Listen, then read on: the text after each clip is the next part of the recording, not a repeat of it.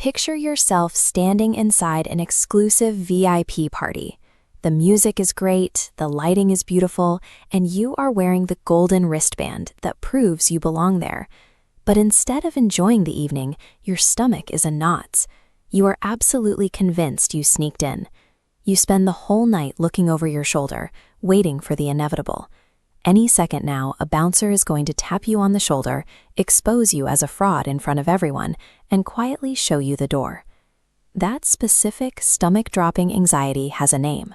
In 1978, psychologists identified it as Impostor Syndrome. It's that nagging sense that even though you're doing the work and hitting the goals, you feel like a thief. You're convinced your skills aren't real, and that you've only made it this far because of sheer luck or good timing. The strangest part of this condition is how it ignores reality. The fear of being exposed continues to happen, regardless of how many degrees you earn, how many promotions you receive, or how much praise you get. The physical evidence of your success is completely blocked out. Instead of celebrating a win, someone dealing with this will immediately dismiss a compliment. They feel like a fake, and they will often overwork themselves to the point of exhaustion just to hide the flaws they are certain everyone is about to notice. But here is the reality of the VIP room. The bouncer doesn't exist. Feeling like a fraud doesn't erase the hard work, the late nights, or the actual skill it took to earn your place inside. To truly understand why high achievers feel this way, we have to look at how they process their own lives. They are operating on a flawed internal script that automatically misinterprets reality. It starts with perfectionism.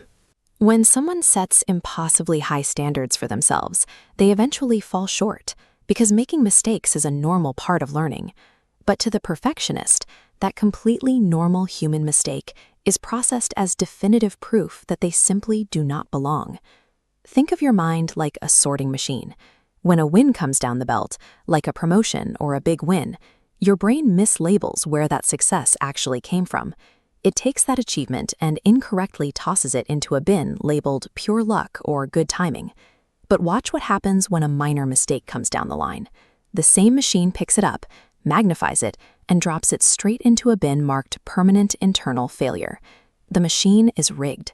It blames failures on a lack of ability while giving external forces all the credit.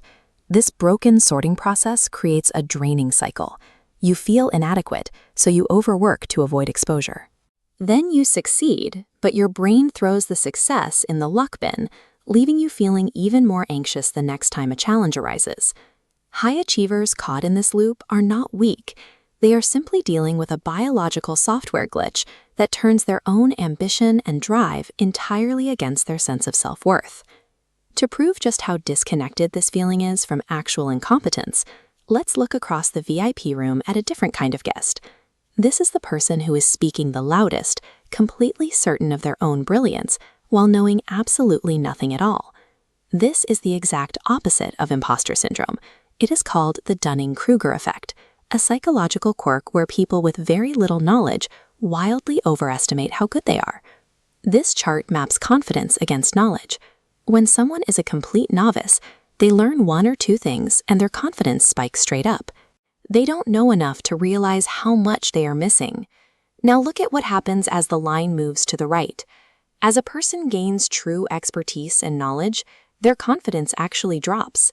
As your knowledge grows, your awareness of what you don't know expands right alongside it. True experts feel like frauds because they can see the vast, complex reality of their field. The novice feels great because they are blind to it. If we ignore this dynamic, the cost is heavy.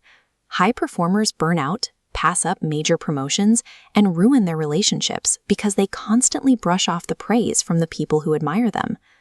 That self-doubt actually serves as proof of your skill. It only happens once you've learned enough to see the true depth of your field. You cannot force the brain to simply stop generating self-doubt. But once you understand how the glitch works, you can consciously override it. First, you start keeping the receipts.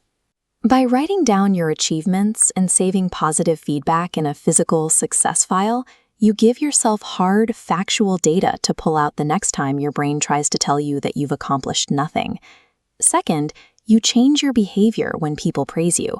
Instead of instinctively explaining why your work wasn't a big deal, practice looking the person in the eye and simply saying thank you. Finally, remember that you are not alone.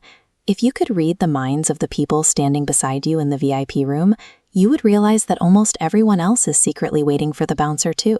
You did not fool your teachers, your mentors, or your peers into thinking you are capable. You actually are capable. The fear you feel is just the weight of your own growing expertise.